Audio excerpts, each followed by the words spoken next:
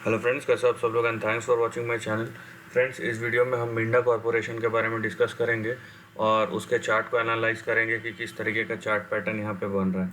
सो अगर आप मिंडा कॉरपोरेशन का चार्ट देखेंगे, ये वीकली चार्ट है और यहाँ पे आपको देखने मिलेगा कि किस तरीके से एक बेस फॉर्मेशन करने का कोशिश कर रहा है। देखिए, अपने लोअर लेवल से ऑलरेडी 40% अप हो चुका है,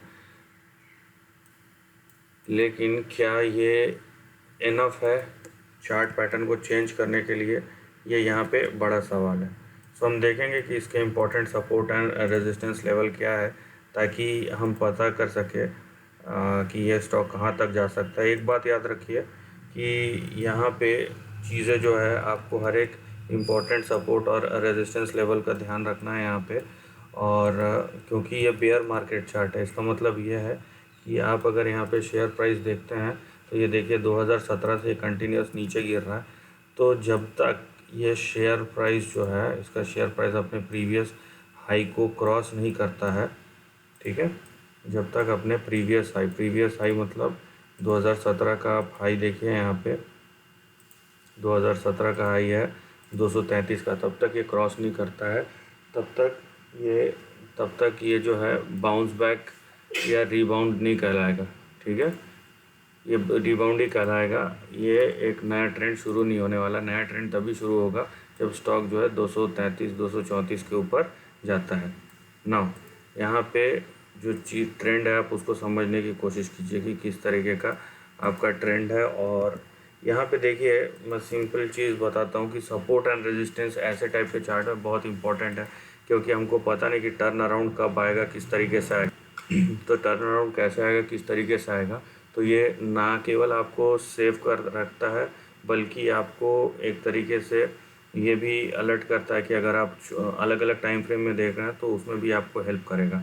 देखिए, यहाँ पे आपका सबसे पहला सपोर्ट आता है 66 का, और 66 के नीचे गया तो 52 जिसका प्रीवियस है। 52 के नीचे नहीं जाना चाहिए। 52 के नीचे अगर चले जाता है तो, क्योंकि हमको पता नहीं ये नीचे और कहाँ तक जा सकता है, इसलिए 52 के नीचे यहाँ पे ये स्टॉक नहीं जाना चाहिए। ठीक है, और क्योंकि उसके नीचे पूरा का पूरा डाउन साइड खुल जाएगा 52 के नीचे। तो 52 के नीचे एक बार आप देख के रखिए।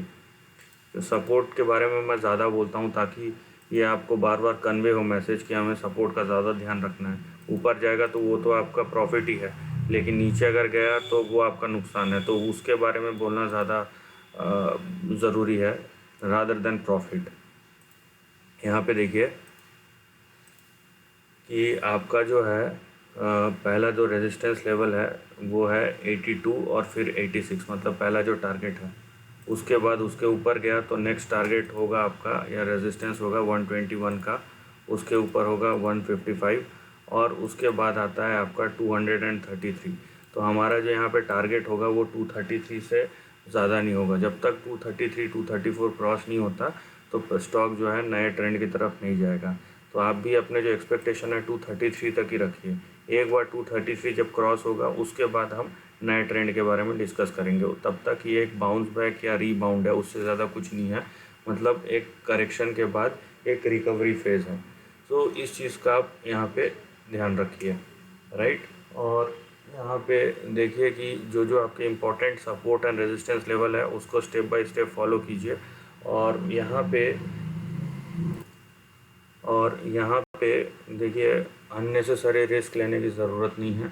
यहाँ पे आपको मौके मिलेंगे ख़रीदने के, बेचने के हर एक टाइम फ्रेम में, लेकिन आप अगर लंबे अवधि का देखना चाहते हैं तो ये आपको पेशेंस रखना पड़ेगा। अगर डेटा की बात करें, यहाँ पे देखिए 1600 करोड़ का मार्केट कैप है और जिस तरीके से यहाँ पे आपका प्रॉफिटेबिलिटी है, उस हिसाब से यहाँ पे प्रॉफिटेबिलिटी जो आपका वैल्यूएशन है वो रीज़नेबल दिखता है। जो अच्छा हाईलाइटिंग फैक्टर है वो है आपका ग्रोथ। यहाँ पे 49% का ग्रोथ है। रेशियोज़ अगर आप देखेंगे, यहाँ पे इस कंपनी ने 20% से ज़्यादा का मेंटेन किया है। लास्ट कुछ टाइम से ये 15-18% गया, लेकिन फिर से ये 20% आ गया है, तो ये एक बहुत अच्छी बात है। और यहाँ पे अगर आप देखेंगे, प्रमोटर्स ने थोड़ा बहुत हिस्सेदारी कम किया है, और जो हिस्सेदारी गया है वो आप यहाँ पे देखिए DIIs ने अपना हिस्सेदारी बढ़ाया है। ठीक है, तो यहाँ पे चीज़ें अच्छी हैं, ऐसा नहीं है कि चीज़ें ख़राब है या डेटा ख़राब है। बस ये है कि यहाँ पे जो करेक्शन हुआ है, क्योंकि ये मिंडा इंडस्ट्री जो है यहाँ पे ऑटो कंपोनेंट्स और ऑटो एंसिलरी सेक्टर तो ऑटो सेक्टर से बिलोंग करता है, तो पूरा का पूरा सेक्टर पिछले 2-3 साल से डिप्रेसिंग मोड में है, तो ये चीज़ आपको ध्यान रखना है। अदरवाइज़ आप चार्ट देखिए, यहाँ पे करेक्शन ज़रूर हुआ है लेकिन रिकवरी के भी आसार दिखते हैं। बट यही है कि आप स्टेप बाय स्टेप चलिए, जो इम्पोर्टेंट सपोर्ट एंड रेजिस्टेंस है उसका आप ध्यान रखिए और उसके हिसाब से चलिए। बाकी अगर आप लॉन्ग टर्म देखते हैं तो कोई बात नहीं है, लेकिन थोड़ा सा आप अलर्ट होके चलिए, यही बात है। यहाँ पे एक और यहाँ पे रेजिस्टेंस लेवल या टारगेट है 121 के बाद वो छूट गया 144, इसको भी ध्यान रखिए। 144, उसके बाद 145, फिर यहाँ पे 233, और 233 जब क्रॉस कर लेगा तब हम उसके बाद की टारगेट के बारे में डिस्कस करेंगे, मतलब लॉन्ग टर्म के बारे में। तो this is the end of the video दोस्तों। वीडियो पसंद है तो लाइक और शेयर कीजिए, थॉट्स कमेंट सेक्शन में लिख के बताइए, और ऐसे नए कंटेंट के लिए चैनल को प्लीज़ सब्सक्राइब कीजिए। Lastly, take care of your family and friends.